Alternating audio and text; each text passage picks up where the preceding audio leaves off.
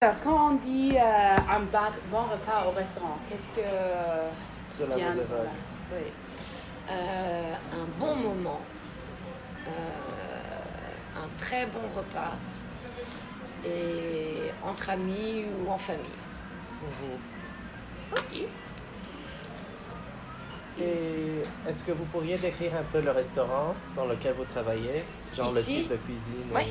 Ici, on est un bouchon lyonnais, donc ça veut dire qu'on travaille principalement toute la cuisine lyonnaise, toute la cuisine traditionnelle lyonnaise, les lyonnaiseries typiques.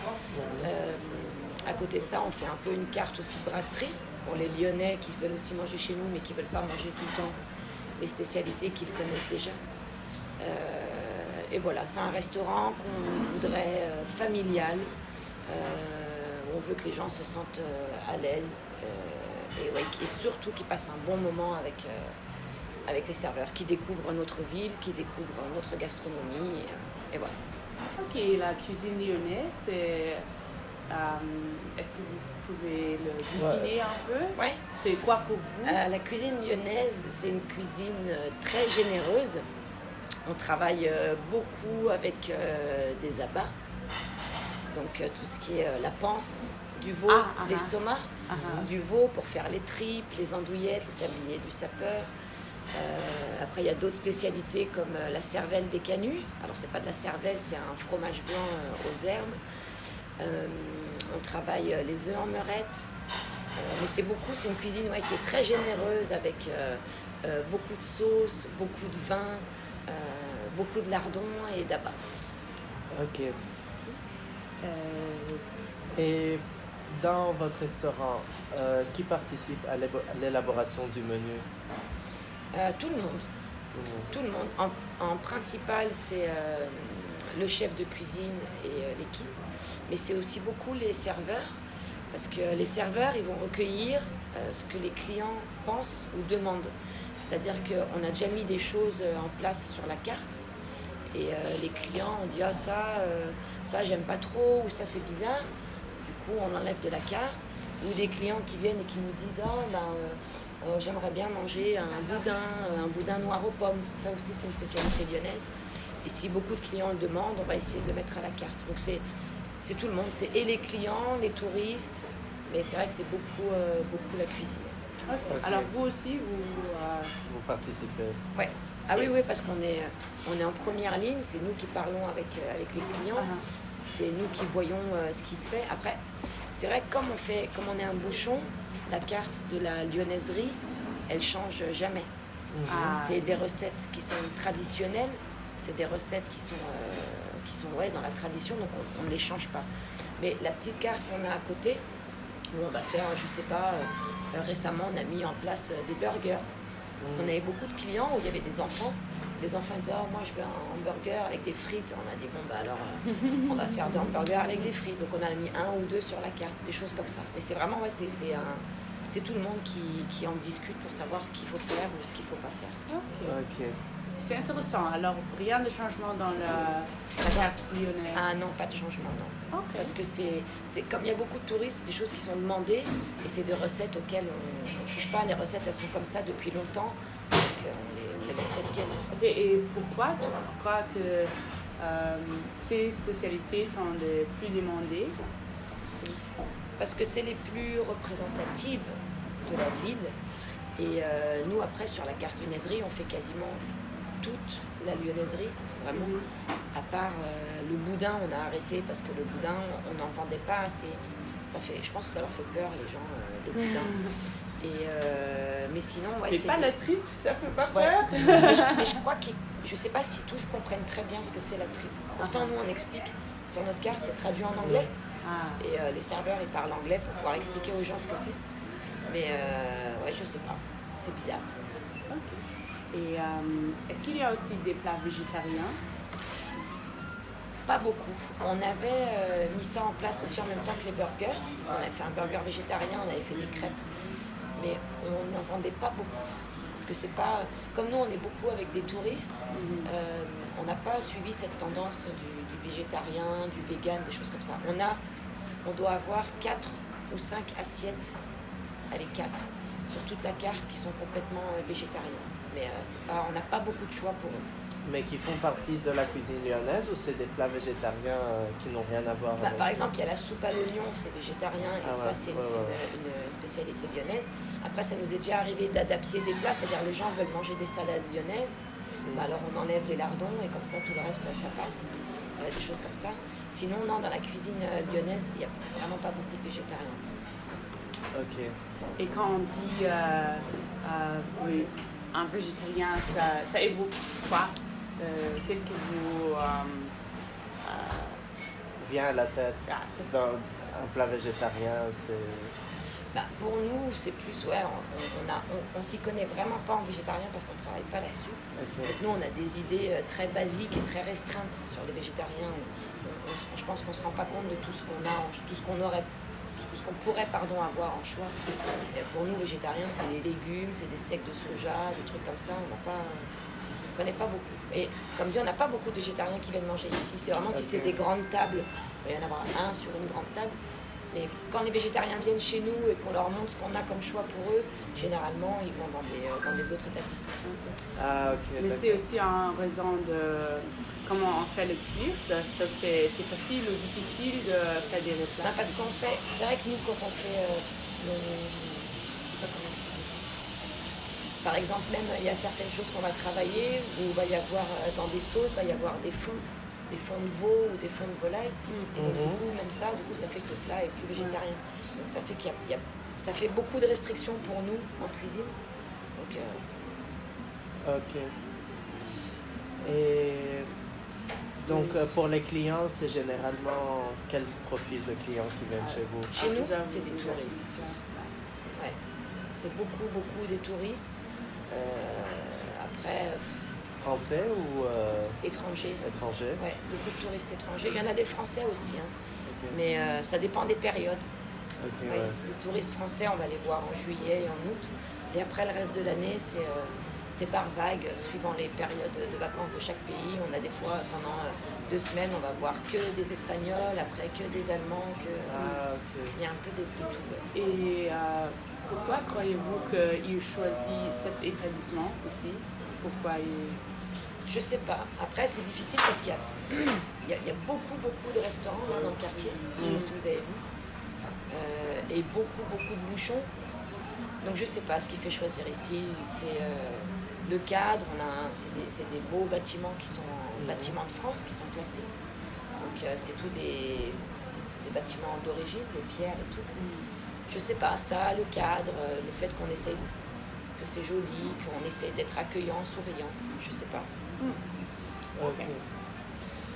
Et spontanément, qu'est-ce qui évoque pour vous le mot viande? Tout ce qui vous vient à la tête?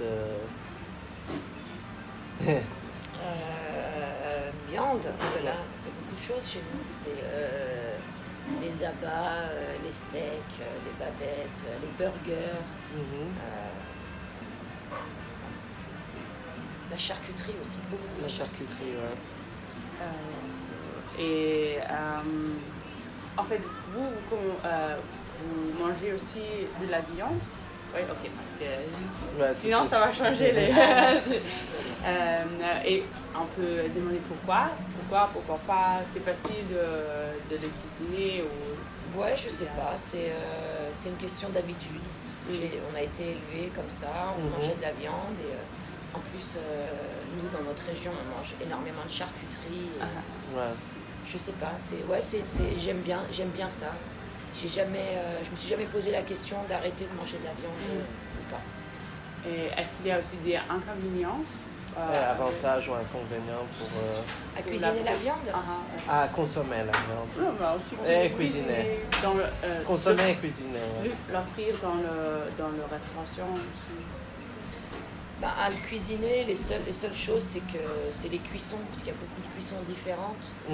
Et que suivant les pays aussi, comme on travaille avec beaucoup de touristes, suivant les pays, les cuissons, elles changent.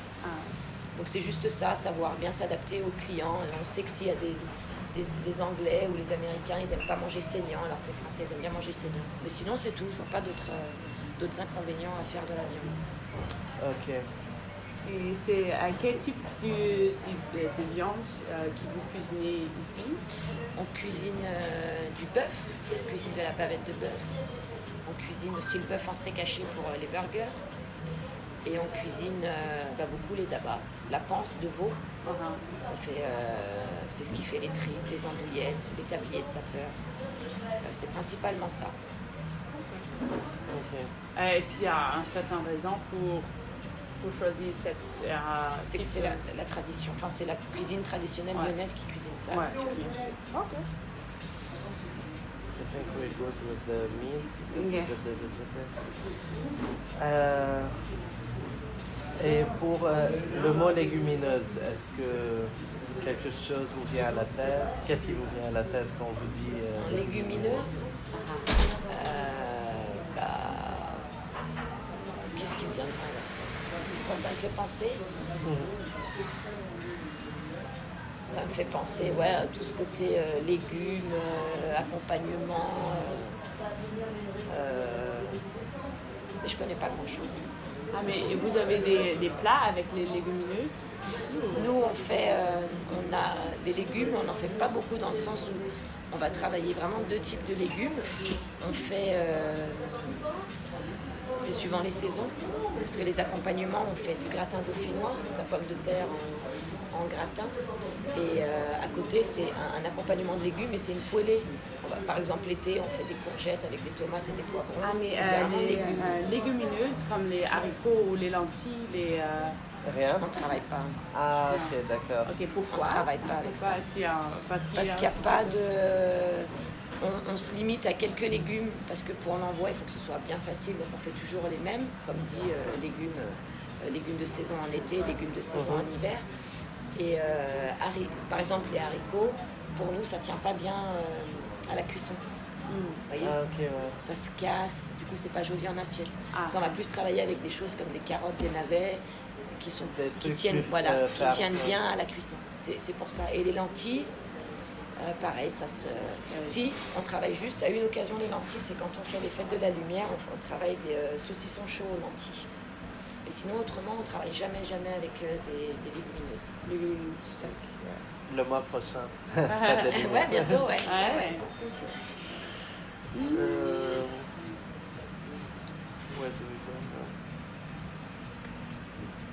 Oui, et le mot développement durable, est-ce qu'il y a quelque chose qui vient dans la tête On a commencé tout doucement à s'y intéresser, parce que nous, ça fait 2 ans et demi qu'on est ici.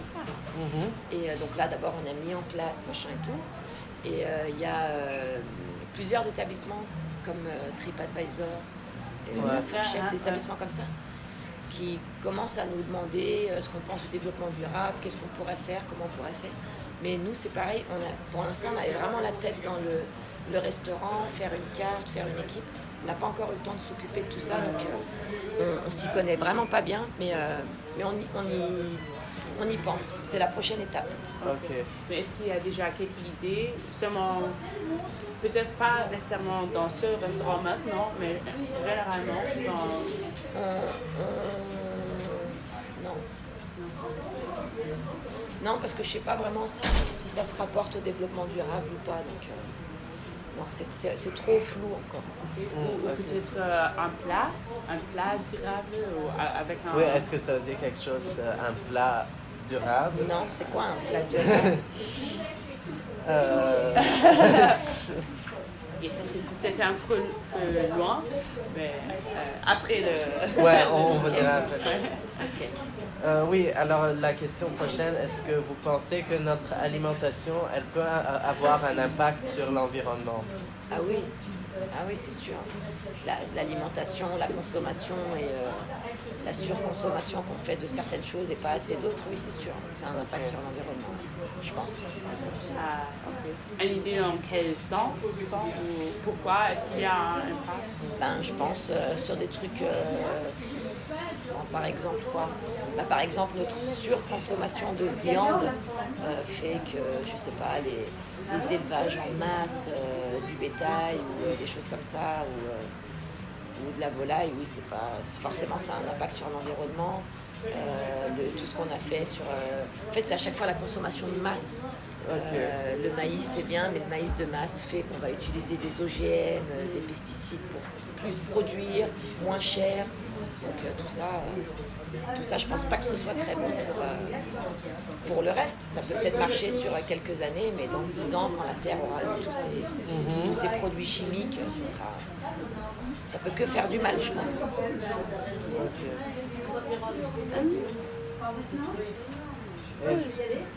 Donc, est-ce que vous avez un idée pour un idéal comment on pourrait réduire cet impact? Le problème, c'est qu'il y aurait plein de solutions pour réduire, dans le sens où déjà il faudrait arrêter de consommer, je pense, trop loin, consommer entre nous, c'est-à-dire, je sais pas, sur nous, ce qu'on fait, il faudrait cuisiner sur des produits qu'on achèterait à des producteurs locaux, plus des petits producteurs, plus ci, plus ça. Et le problème, c'est que c'est un cercle vicieux parce que pour l'instant, il y a certains endroits où acheter local, ça coûte plus cher. Et du coup, ça s'impacte sur le prix en restaurant. Et du coup, ça ne plaît pas aux clients. Enfin, le problème, c'est qu'il faut que ce soit une prise de conscience collective.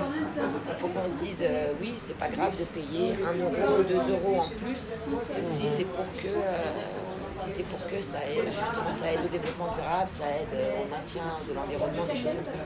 Mais je ne sais pas si la prise de conscience elle est assez générale pour l'instant pour ça. Parce que nous, on est quand même tenus par des prix. On ne peut pas faire plus cher que le voisin qui est à côté. Et le voisin, lui, il achète en gros. Donc sinon, on achète à des petits producteurs locaux, on va être plus cher. Pour l'instant, il y a plein de choses comme ça qui font que... Bonne journée, merci beaucoup. Merci. Au revoir. D'accord.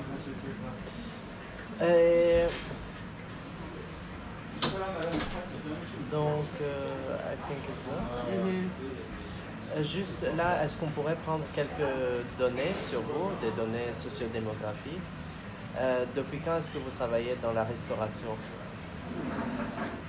Ça fait peut-être 2008, 2009. Ça doit faire 10 ans. Plus ou moins 10 ans. Ok. Et depuis quand vous travaillez dans ce restaurant? Ce restaurant, on a ouvert en avril 2017. 2 ans et demi. Ouais, ça fait 2 ans et demi, ouais. Et quel âge avez-vous? Moi, j'ai 34 ans. Ok. Et situation familiale? En couple avec un enfant. Ok. Le plus haut niveau des études? Un BTS. Ok. Lieu d'habitation? À Fleurieux-sur-Saône. Ah, c'est pas sur Lyon, c'est... Non, c'est à 20 km d'ici. Ah, Ok. ok. Bon. Fan. Ok. Donc, merci beaucoup. C'est ce que vous attendiez? Ouais. Okay. Et est-ce qu'il y a quelques questions pour vous? Qu'est-ce que c'est pour vous un plat durable? Ah, un plat durable. Ok. Parce qu'il y a des différents... tous les produits, ils ont un différent impact sur l'environnement. Il produit des différents niveaux de CO2, CO2 ou il consomme beaucoup de terrain ou des choses comme ça. Donc, bien sûr, il y a la viande qui normalement a un grand impact, surtout le bœuf. Ouais. Parce que là, on a besoin de beaucoup de l'eau. Et donc c'est tout le bœuf, c'est tout le contraire du plat durable, quoi. Ouais. Oui, on recherche seulement des possibilités. Aussi, on veut voir quelles sont les possibilités qu'en restauration a. Ouais. Donc, parce que oui, quand il y a les clients qui viennent ici pour s'indulger, pour avoir un bon plat qu'on n'a normalement pas à la maison, bien sûr, on peut avoir un plat avec le bœuf, pourquoi pas, parce que c'est ça pour... Oui, on veut seulement regarder les possibilités qu'il y a. Ou peut-être c'est aussi parce que c'est difficile pour faire des nouveaux plats avec des légumineuses ou des choses comme ça qui peut remplacer le bœuf. Ou peut-être c'est pas nécessaire de remplacer le bœuf parce qu'on peut Oui, réduire la réduire portion un peu, peut-être ouais. ou acheter chez les producteurs locaux, comme vous avez dit. Oui. Ouais, en fait, ouais. Donc, ça Ok. dépend des réponses qu'on aura. Ouais. Ok. Mais aussi où on dit, OK, il faut pas changer pas du tout quelque chose dans la restauration, mais peut-être dans l'habitude que les gens ont à la maison. Peut-être que c'est ça, donc on peut seulement régler. Ok. Et par rapport à cet entretien, est-ce que vous changeriez quelque chose Nous, ou... c'est compliqué parce qu'on fait de la cuisine traditionnelle et dans ce quartier-là du Vieux-Lyon, c'est toujours ce qu'il y aura en demande. Mhm. C'est la cuisine traditionnelle lyonnaise et elle est absolument pas végétarienne, quoi. Ouais, Donc c'est pas... Là, je sais qu'il y a des gens qui ont ouvert un restaurant, je sais pas si c'est vegan, mais c'est végétarien, c'est sûr. mais Et- qui n'a rien à voir avec la Ouais, cuisine ils lyonnaise. sont juste au bout de la rue, là-bas, dans la rue Saint-Georges. Ok. Et ouais, ils disaient qu'ils avaient un peu de mal à trouver leur clientèle parce que c'est pas ce que les gens demandent ici, quoi. Ouais, dans ce Après, il y a des quartier-là. emplacements où dans le premier arrondissement, qui est un arrondissement très jeune de Lyon, Vers c'est- Hôtel de Ville. et exactement. comme ça. Là-bas, il y a beaucoup de restaurants végétariens qui s'ouvrent et ça marche très bien parce que là-bas, c'est une clientèle de jeunes, soit des étudiants ou des jeunes cadres, machin, qui sont peut-être plus portés sur ces trucs-là de plats végétariens, vegan, tout ça. Mais ici, franchement, ça marcherait pas, quoi, c'est certain. Ouais. Donc nous, on sait qu'on fera toujours des abats, on fera toujours de la viande et des gros lardons et des choses comme ça. Ouais. Bon, OK. merci beaucoup. D'accord, pour le temps, De rien. Ça a pris 20 minutes.